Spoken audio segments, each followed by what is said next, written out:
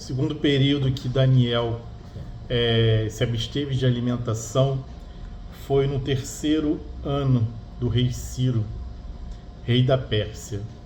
Daniel teve uma visão onde Deus revelou para ele que haveriam 70 semanas para que Deus pudesse julgar os pecados de Israel. E Daniel, devido a essa visão, ele ficou triste, teve seu coração entristecido, e ele entrou em jejum durante 21 dias, para que Deus pudesse revelar a ele, para que Deus pudesse revelar e mostrar para ele a real interpretação daquela visão. E durante esses 21 dias ele jejuou, ele se absteve dos manjares do rei. Ele já era um nobre conhecido, ele era um conselheiro direto do rei Ciro, que também tinha tido conhecimento da sabedoria de Daniel, da integridade de Daniel. Daniel continuava na Babilônia, agora sitiada pela Pérsia e agora dominada pela Pérsia. Mas ele não se deixou contaminar. E será que a gente hoje, independente das circunstâncias, independente de onde a gente se encontra, a gente se deixa contaminar? Você consegue manter a sua santidade, independente da situação, independente do ambiente?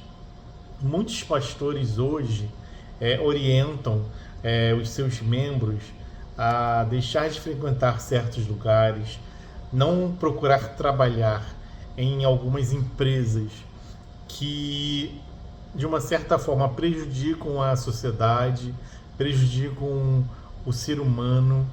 Mas será que Deus não quer que tenha pessoas lá? É claro que a pessoa ela deve pesar. Será que esse emprego vai ser uma bênção ou uma maldição na minha vida?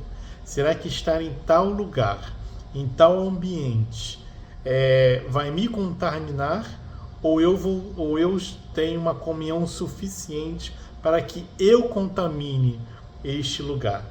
Daniel passou pelo Império da Babilônia, agora está servindo no Império da Pérsia, e ele se manteve íntegro, ele se manteve fiel ao Deus dele. Será que hoje a gente não tem condição de ser obrigado às vezes a frequentar certos lugares, a ir a certos lugares e não se contaminar com aquele lugar? E ao invés de ser contaminado, a gente transbordar a bênção de Deus naquele lugar? Isso é uma forma da gente refletir a história de Daniel, a integridade de Daniel. E Daniel naquele momento teve uma visão do povo, e ele se entristeceu pelo povo. Ele se entristeceu porque Deus tinha revelado para ele o futuro de Israel. Você tem chorado pela sua igreja? Você tem chorado pelo povo que frequenta a sua igreja, que às vezes é rebelde, às vezes cai em pecado? Você tem orado pela liderança da sua igreja? Você tem chorado pela liderança da sua igreja, que às vezes está fora da visão, às vezes está tendo práticas, está pregando-se coisas e se envolvendo em situações que não agradam a Deus? Você tem chorado? Ou você só tem chorado por você? Ou você só tem chorado pela sua vida? Ou você só tem chorado pela sua situação? Daniel chorou pelo povo de Israel. Daniel se entristeceu pelo povo de Israel, porque ele sabia o que estava decretado por Deus para aquele povo. E Daniel teve a resposta. Depois desses 21 dias de jejum, no 24º dia, ele teve a visitação de um anjo. E o anjo declarou para ele: no primeiro dia que você entrou em jejum, eu já vim para te dar a resposta que você queria, mas o príncipe da Pérsia me impediu. E eu fiquei em guerra nos céus com o príncipe da Pérsia para poder vir entregar a mensagem de Deus para você. E será que os anjos estão lutando por você? Por um servo de Deus que é íntegro, reto, temente a Deus, que a gente possa aprender com a história de Daniel. Ser uma pessoa íntegra, independente de onde a gente esteja.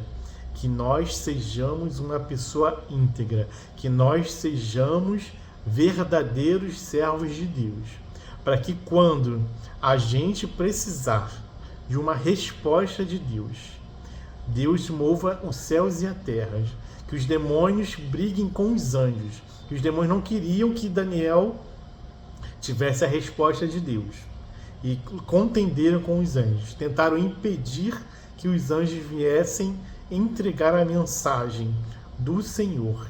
Que nós possamos ser esse tipo de servo, que quando se propõe a jejuar, se propõe a orar, Deus no primeiro dia já envia a resposta. E mesmo que a resposta não chegue no primeiro dia, por qualquer motivo, por qualquer situação, que mesmo que a resposta não chegue, nós prossigamos firmes no nosso propósito, firmes na nossa fé. Que eu e você seja como Daniel, que nós busquemos ser servos fiéis, servos íntegros, servos idôneos, e que nós possamos chorar pelo povo. Não venhamos somente a pensar em nós mesmos, a pensar na nossa necessidade, mas que nós possamos orar pela igreja que está doente, orar pelo nosso pastor que está ali na frente de batalha. O seu pastor, ele recebe ataques violentos do inimigo. Possa ter certeza disso. Se nós, como membros, somos atacados pelo inimigo, imagine o nosso pastor. Que você possa, mais uma vez, chorar pela sua igreja. Se a sua igreja está doente, se você tem um irmão que você vê que está fora dos caminhos do Senhor, mesmo estando dentro da igreja, que você possa comprar essa batalha, que você possa chorar.